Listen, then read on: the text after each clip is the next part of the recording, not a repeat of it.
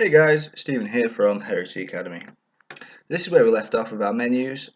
We've just set them up. We've done no scripting to them just yet, and well, that's it really. We're going to cover our scripts in this video.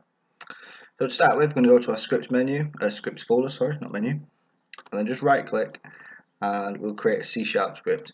I do my scripting in C#. I feel that's the better one for game development. I do know there are obviously other options. You've got JavaScript option here. Perhaps I'll do a JavaScript tutorial if that's what other people would like. But if you do, leave comments or just leave comments. So yeah. Anyway, so we'll click on C# script. We'll just call this our menu script. Just menu. And I'll save it as a menu.cs. CS is for C#. I've got it set up to use mono-develop for the coding. I do sometimes prefer to use Notepad++, but for tutorials I've decided to change it back to mono-develop. But if you want to do this, you go over to your edit folder and you go down to your preferences. Then you got your external tools here, an external script editor, which is actually Visual Studio 2015. My bad. I don't like to use that. So what you'll do is you'll click on the menu. Usually the menu loads when you click it. So you see I've used Notepad++ here, and you've got mono develop. So we'll use that one as the built-in one. Let it change over a little bit, and then we'll get going with that. I've recently done the update to this new version, so it automatically put in Visual Studio again.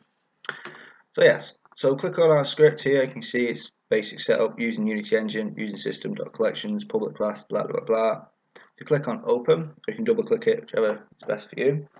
Let mono develop open, it may take a few minutes. Okay guys, so I just had to stop the recording and start again when it had loaded. This will be a screen similar to what you'll be greeted with when you open yours. Perhaps you'll have the solutions option menu here. The background will probably be a bit different, so just quickly to go through that. You're going to go to your tools and go to your options. I'll probably do another video on how all of this stuff works at another point.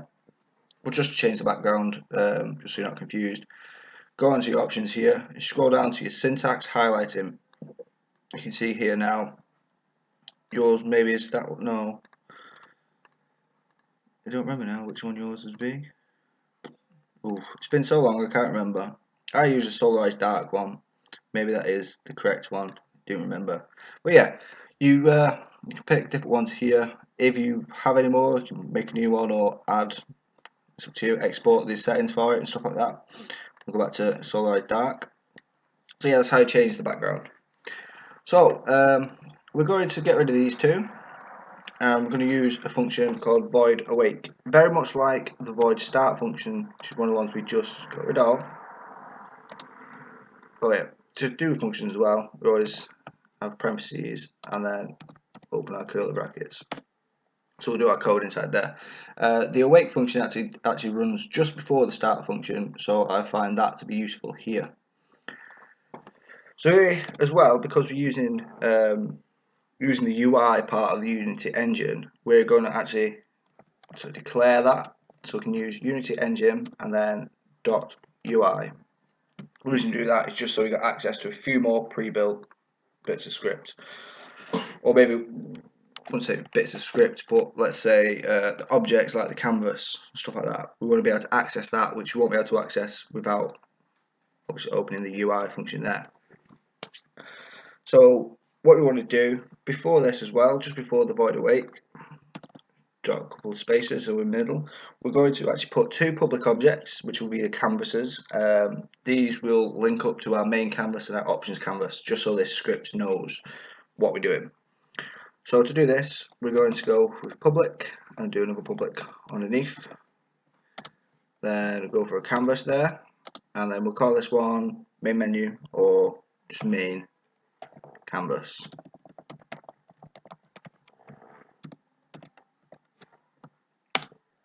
Same again here, this time we'll go for options canvas. As well, when I code, I always do, the first word will be lowercase to start with and the second word is uppercase. It's not that important. like I said, these are just names, so you can call this whatever you want. You can call it Jim and Frank if you want. If you know what Jim is the main one, Frank is the option, it's absolutely up to you. No problem whatsoever. So, in the awake function, when the basically when we run the game, we want to now go for our options canvas, which is what we just declared there. And we go dot enabled, then we want to also say is equal to false. What this does basically turns off our options canvas when we start the game. So the only one that will be enabled is our main menu. Then we're going to create a few functions of our own, which will be, let's think now, options on, return on, and then load or start game. To do this, it's very same as void awake. We do void, and then we will go with the options one first. So option on. Open our parentheses, drop down to curly brackets. Then underneath we'll go for return or back. Yeah, we'll go for return. So this is when we click the back button, we will now return to our main menu. And then the final one will be load game or play game. It doesn't matter what you call it, as long as you know. So within the options on, we will turn off our main canvas and we'll turn on our options canvas. So main canvas dot enabled.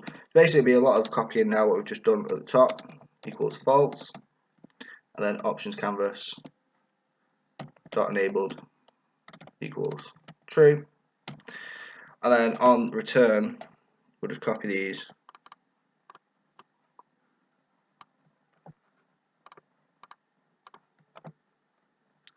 And we'll just change this one. We'll turn the true on for the main canvas and the false on for that one. And for the load game, we're actually going to use a bit of code that is actually outdated. We'll change this up later. I forgot to mention it before. We'll just simply do application.load. I've spelled it wrong. Application.load level 1. Like I say, it's outdated, so it may kick up a fuss here.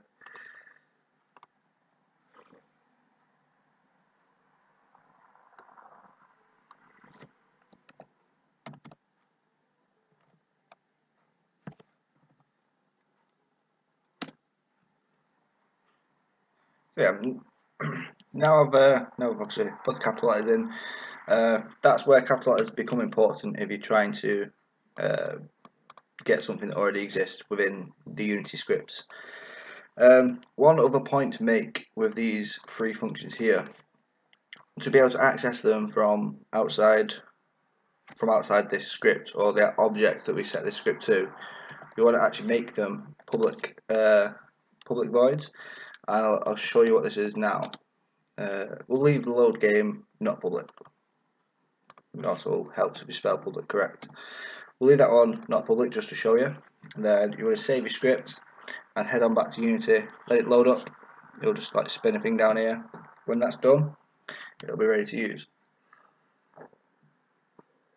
What we're going to do as well, we're going to attach our script to our main camera. You can attach it to any object that is going to be in the scene straight away when you load your game. So most commonly main camera, just to save space rather than make a new object. So now that's ready, click on your main camera, just drag your menu script over here. You see you've got main canvas and options canvas here, options that we've set up. So you want to drag your main menu canvas over here and your options menu canvas over here. Once you've done that, I'm going to go down to your play button, and this won't work because we've not set it as public. So what I mean by that is you grab your main camera and put it in this object place here. You go down to your menu and you'll see the options on and the return function that we've made, but you will not see the load, and that's because it's not public. And go down to your options one, set this up, drag your main camera again, you go down to menu and option on, go down to your options menu. Sound control, we'll leave that, like I say, it's going to be a placeholder. Once we set up the audio, I'll show you how to change it and set up a function to turn on and off the audio. go to the back button and drag down the main menu. By the way, I've clicked to this cross. Sometimes you come to it and say the list is empty. You just click on the cross there to place a new one. These are your on-click functions. So you go down to your menu, and then you click on return. The reason I've not done the play button is because once you click play, it will go to the next scene, and then you won't be able to go back without resetting. So you just save this project, click on play, and you should see the options menu will go away, but the main menu will stay here when it loads. You click on maximize. Oh, no point clicking maximize on play. Just right click and click on maximize.